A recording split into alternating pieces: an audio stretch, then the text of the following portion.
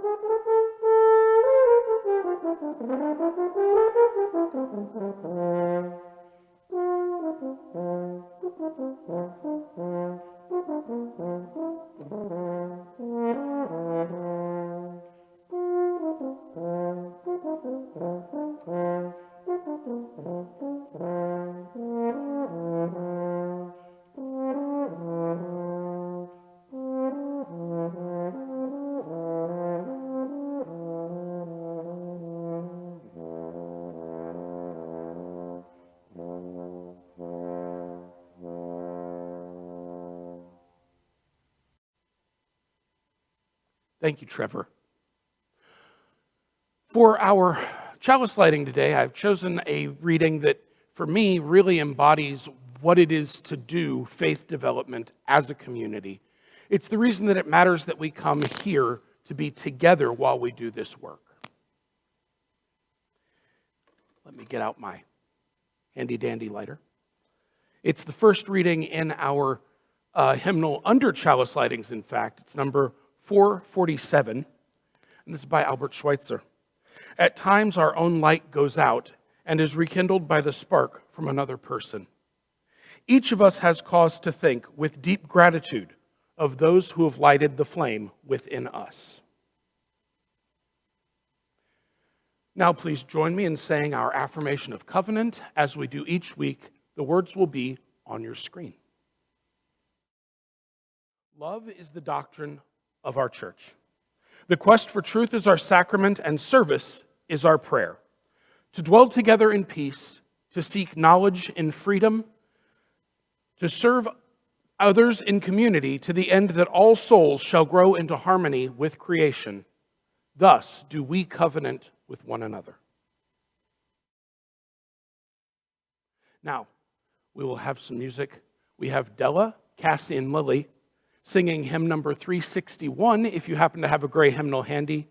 If you don't, the words will be on your screen. This is Enter, Rejoice, and Come In.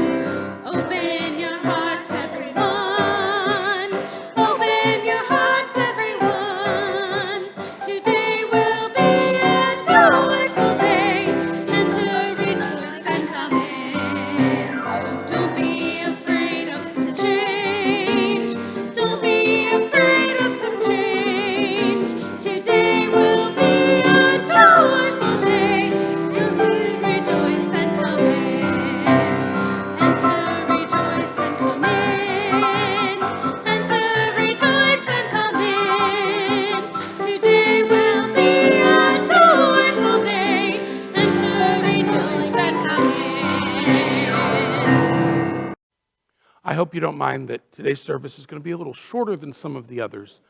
Again, we had a lot of the participants are under the age of 18, and we didn't want to stress them out with extra homework. That said, I'd like to introduce you to our Spirit Play program very briefly before I bring in our first presentation. Our Spirit Play program is for our younger kids, the kids right out of the nursery before they get into the real elementary program. It's designed around storytelling, and I've said before, both from the pulpit and in recorded pieces, how much I think storytelling is a vital part of community building and of teaching our values, our history. So Spirit Play is, in my personal opinion, a really important tool for grounding those youngest kids in our values and giving them some common language and tools with which to share their learnings with each other and their families. As the hymn said, open your heart to the song. Well, that's kind of what Spirit Play is about. With that, I give you Alice, Cece, and their mother Anne prompting them for me, talking about our Spirit Play program. Hi, what's your name? Alice. Okay. Cece. All right. And who's your best friend? Izzy. Izzy? Okay. Izzy. We love Izzy. All right. And what grade are you in? Second grade. That's right. Okay. So I'm going to ask you a few questions about church. Okay. It's been a long time since we've gone, but I miss it. Do you guys miss it? Yeah. I miss it too. So the class that we went to, what was it called? Spirit Play. Yeah. And what kinds of things did we do in class? We told stories. Okay. And we talked about them. You told stories and you talked about them? Mm-hmm. Okay. What was your favorite things you have learned about church? I don't know. Okay. That's okay. Do you have any, Cece? No. Okay. What was the most fun part of your class? Talking and like talking to friends. Talking to friends? Okay. My favorite part was the Day of the Dead story we did. The Day of the Dead story? Yeah, because after that, some people played with the fake food we used. Oh, the fake food we used? Okay, what about you, Alice? My favorite thing what we did was the same thing. The same thing? Okay. You did talk about something before when we talked about recording this video that wasn't about the stories, but a party you had. Oh, right, yeah, the ice cream party. An ice cream party? That was fun too. You remember that? Okay. Do you ever talk about things you do at church when you get home? I know it's been a long time. No. I don't really remember. You don't? Okay. I remember you guys used to talk about the stories and playing with friends, but it has been a very long time. What have you learned about being part of a church? I don't know. That's okay too. I don't know. Okay. Do you want to become, or I'm sorry, do you want to be a member when you get older? I don't know. Like what type of member? A member of our church, of the Unitarian Universalist Church. Yes. You do want to be a member? Like someone who like that person who like did the stories. Well, that they're a teacher and a member, but a member just means being part of the church and going to services and working with other people to make our world a better place. Okay. Yes. Yeah, Yes, yeah. in fact. Yes, in fact. I would just like to go back then, actually. You would like to go back soon, actually? Yes. What do you miss most? Day of the Dead stories. Day of the Dead stories. Yeah. Anything for you, Alice? The stories. The stories. Yeah. And what about the playground? Wait, there's a playground? You don't remember that? Yeah, it's been a long time. We need to go Wait, now back. I do. You do remember a little bit? Like we were there before, like we were in like an area where we played it up before we actually did the church. Yeah, like we would play before class. Yeah. All right. Well, I guess please don't do that. We'll sign off. Yeah. Okay. Sure. You want to say bye? Bye-bye. Bye-bye. Thank you so much. Up next, we have something from our older elementary school, recorded right here last week. Eliza is going to tell us a little bit about what she thinks of our RE program. Hi, my name is Eliza, and I'm in the 3rd and 4th grade RE class at First Jefferson Unitarian Universalist Church. My favorite thing about RE would have to be the crafts, or maybe snack time, but don't tell anyone. My other favorite thing about RE would definitely be the friends and relationships I have made because of being in RE that I might not have had if I wasn't in this class. Thank you. Thank you, Eliza. Next up, we'll have a hymn bringing back Della and the girls. It's going to be number 1053. That's in the teal hymnal if you happen to have one. As always, though, the words will be on your screen. This is How Could Anyone?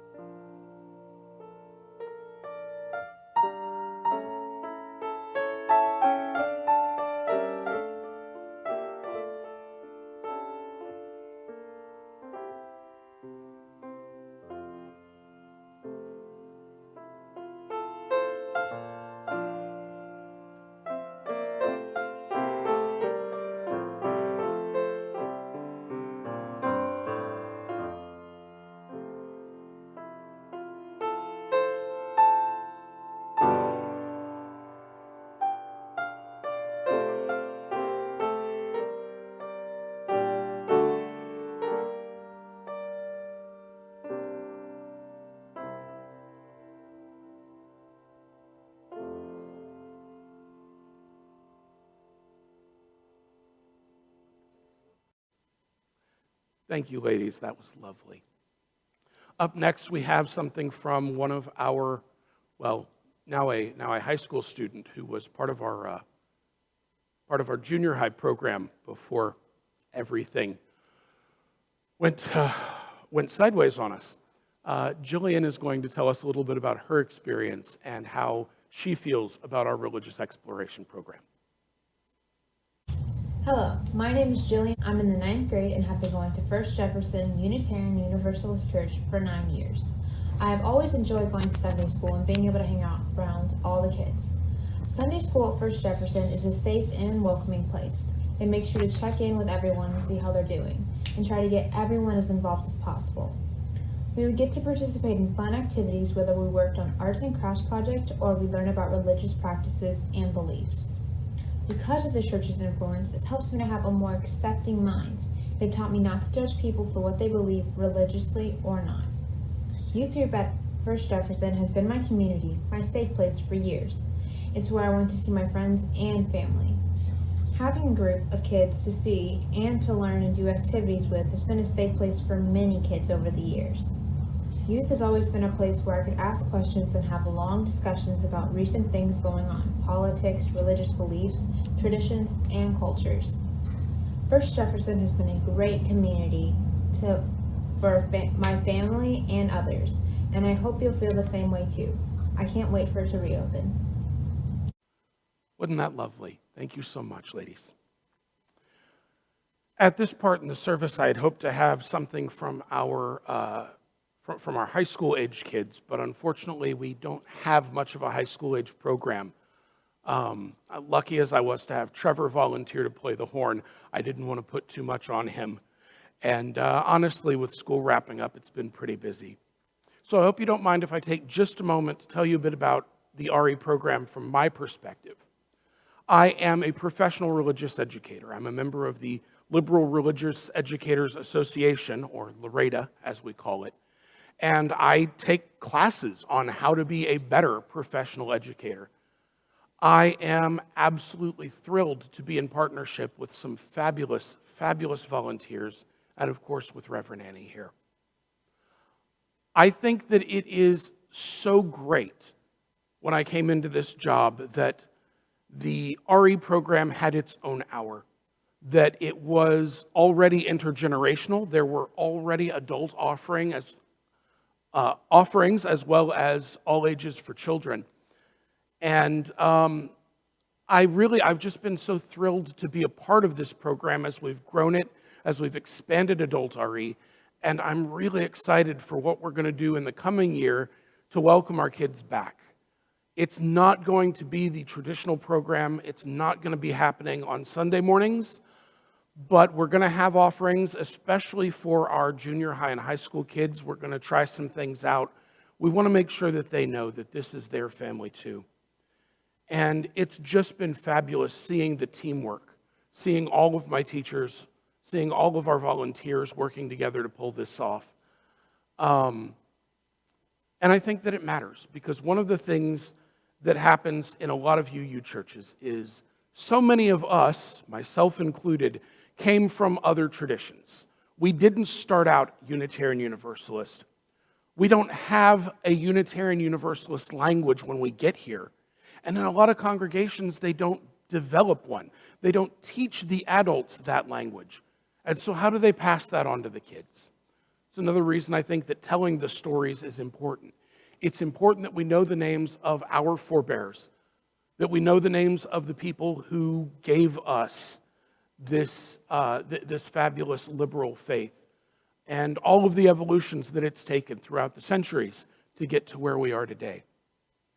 Our religious education program does that. It does that at every age. We have stories about people from the 18th century who brought Unitarianism and Universalism here to the States and developed it into the separate denominations that it was back then, that we teach at the spirit play level. And we teach them again and again at each grade level so that we can build on that knowledge, so that we can familiarize our kids with those names. And some of those are names that you hear here from the pulpit every so often. Names like Bellew, names like Murray. And it's important that we share those stories as adults as well, so that we can have those conversations amongst ourselves, so that we have common language. As Reverend Annie talked about last week, having religious language to talk about the things that we do in our church is actually very important for establishing an identity as a community. And we've done that with our adult programming. We offered Faith Forward, which is a fabulous program for learning some of the history, both of the denomination and of the church of this congregation. And I love that we've been able to offer lots of programs that bring people not only on board with where we've come from, but also where we're going, where we think we are and where we'd like to be. We're doing that now with our Where Lecture series happening on the second Tuesday of every month. Check your courier and your newsletter. We go over the Where Lecture, which is delivered at General Assembly every year by some dignitary picked out by the president of the UUA. It's been Dr. King, it's been Cornel West, and this month we're going to be talking about Kristen Tippett, which is the same lecture we were going to do last month, that we were going to do in May, but we didn't have a lot of turnout because, again, a lot of people are wrapping things up this time of year. So you get another chance at that one, and I think it's going to be a really good discussion. And I think these discussions matter. I think we've had some really great ones in that Zoom room over the last 6 months. We've talked a lot about who we are. We've talked a lot about where we're going, what we'd like to be. And we're not going to be able to get to any of those places if we don't figure those things out as a community. Religious exploration makes that possible. That's where we're doing a lot of that work. And I hope that I will see more of you joining us. All right, so that's me. I know that there are a lot of things going on in the world. Unfortunately, I don't have a lot of notes about what they are. Please, please do share your joys, your concerns, your sorrows in our Facebook group. Share them with Reverend Annie. Share them with Carl if they are appropriate for the newsletter. Let's make sure that we're keeping this a strong community. I'd like to take just a moment of silence to think about all of those joys, all of those sorrows, all of those graduations, all of those goodbyes, all of those new beginnings. All of the things that we would be sharing in coffee hour. Some of you are still sharing via Zoom in coffee hour. All of those things that we might be more willing to share here from the pulpit if it weren't going out over the internet. They may be private, they may be personal, but they're also communal, because when we share our joys and sorrows, we multiply our joys and we divide our sorrows.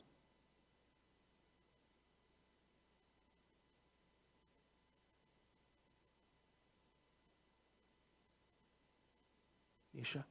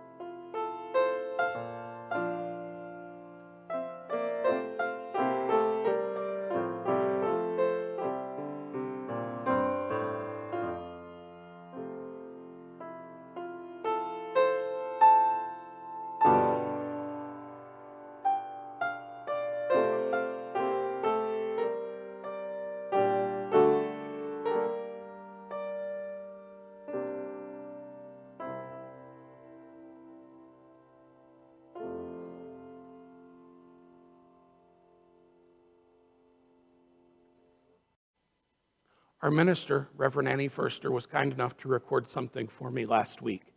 I'd like to share that with you now. Thomas asked me to do a reading today titled, "It Takes a UU Village to Raise a UU Child." It was written by Tess Baumgartner. Now I'm going to read what we believe is important for our children to learn, to know, and to experience. And when I prompt you like this, I invite you to say out loud with me, "It takes a village to raise a child." It is important for our children to know that they are cared for, to know that they are part of a larger family, an important part of a bigger human picture. It takes a village to raise a child. It is important for our children to believe in themselves, to trust themselves, to know that they can make a difference. It takes a village to raise a child. It is important for our children to know our Unitarian Universalist principles and to find ways to live them in their daily lives and to realize that the choices they make are important. It takes a village to raise a child. It is important for our children to be able to speak about our faith, to honor its history and its heritage, and to appreciate its heroes and heroines. It takes a village to raise a child. And it is important for our children to explore religious truth and meaning in the Jewish, Christian, and other world religious traditions, and to know that ours is a religion worth having because it takes a village to raise a child. It is important for our children to experience the spirit of life, to feel a sense of awe at the grandeur of the world, and to live lives of empathy and compassion. It takes a village to raise a child. I really liked that reading. It made me think of my own experience in the Unitarian Universalist Church when my children were small. And as a single parent, I took them to church and relied on that small village every Sunday morning.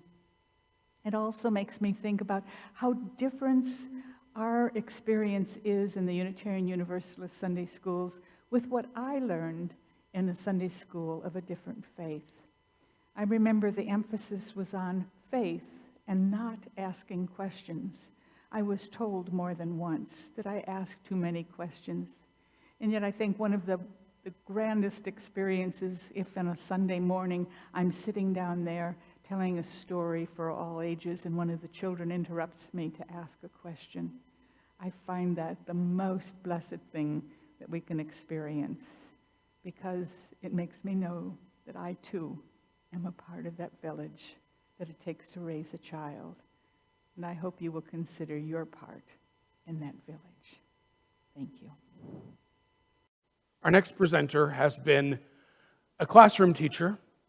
She has been the co-chair of our Children and Youth Religious Education program, and she is now the chair of our Adult Religious Exploration program. She has been a fantastic partner and a wonderful leader and volunteer.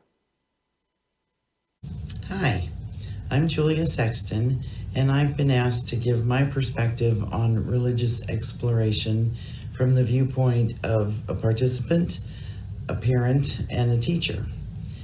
My earliest and deepest connections with churches have been through religious education and or Sunday school.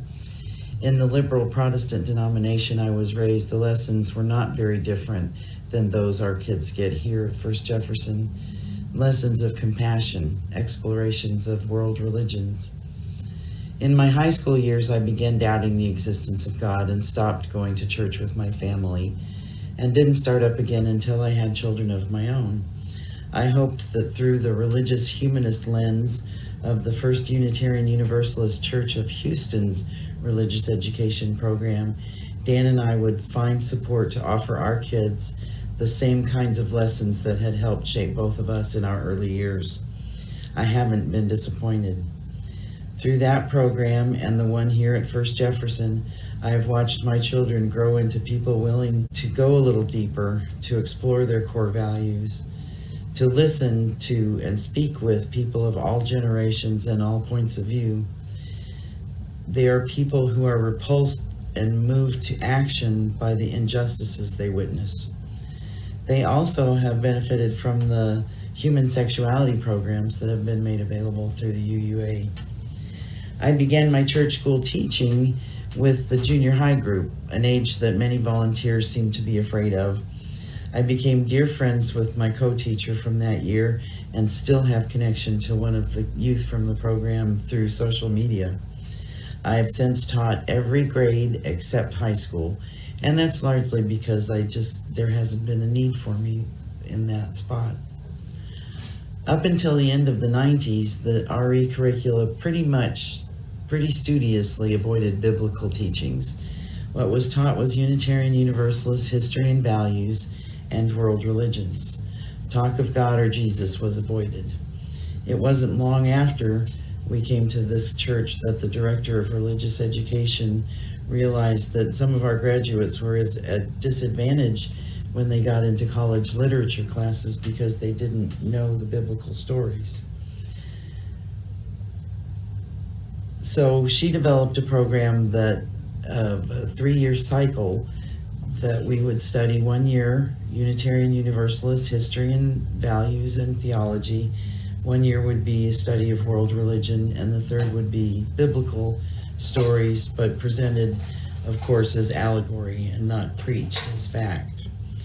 This had the effect not only of giving the teens a literary perspective, but it helped them understand their non-UU peers' religious beliefs a little better as well. One thing that I've been impressed with through all my experiences teaching is that every age group engages in profound discussions, and I get to witness ideas and understandings take root in young minds filled with wonder and imagination, as well as being moved to new understandings myself. I continue to make deep connections with the other adult volunteers in the program. When the pandemic began, I was teaching the 3rd to 5th grade group, a challenging and dynamic age where they're shedding the romanticized Disney-esque idea of the world for a much more mature view of the way things work and how they fit in. I had also just undertaken the chairmanship of the Adult Religious Exploration Committee. I hope to add some content that offered somewhat more religious self-understanding opportunities and more exploration of Unitarian Universalism itself. We planned a rotating lineup before worship, which included something for the parents of children in the program, something for people curious about pagan religions, something for social justice seekers, and classes on Unitarian Universalism. These programs were to begin the very week church closed. We did offer them on Zoom during the summer and fall, but had few participants. Folks were zoomed out. We get it. As the political and social climate became so volatile leading up to and during the pandemic, and attention turned sharply to the injustices experienced by people of color and people in the LGBT and trans community, we began seeking ways that adult religious exploration might help focus the congregation on such important issues, a way for us to work together to fight for a more equitable society. We have begun with concurrent Tuesday evening programs. One is on the second Tuesday of the month, and it features an examination of Where lectures, which is a series of lectures that has been offered at the Unitarian Universalist General Assembly every year. The second one is the UUA program, Widening the Circle of Concern. This program arose from a commission charged by the UUA to examine and address systemic discrimination and oppression in our institutions.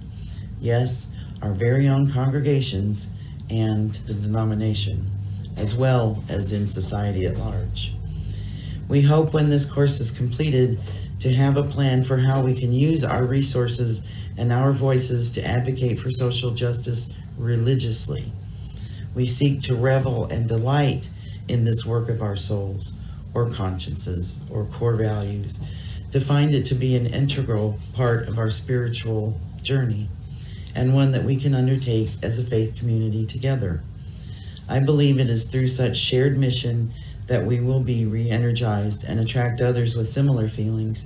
Some will come with children, seeking, as I once did, a place that will offer loving support in promoting the lessons of justice, compassion, and service that they hope to instill in their own children. Thank you, Julia. Our closing hymn today, again from Della, Cassie, and Lily, is number 118, This Little Light of Mine.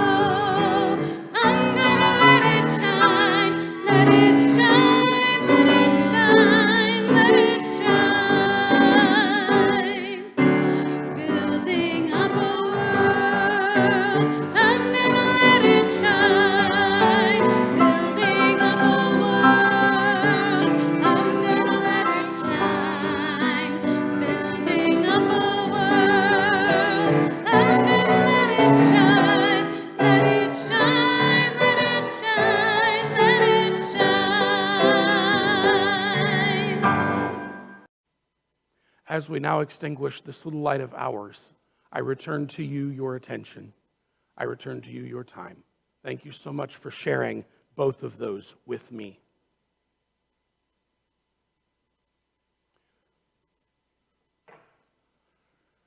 Religious exploration is what we do here.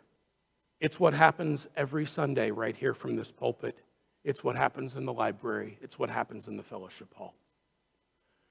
Our principles tell us that we should always aim to encourage one another towards spiritual growth. You get to define what your spirit is and how it grows, but you're never fully done with that growth. And may this congregation always be a place that nurtures it into whatever kind of beautiful bloom it's going to be.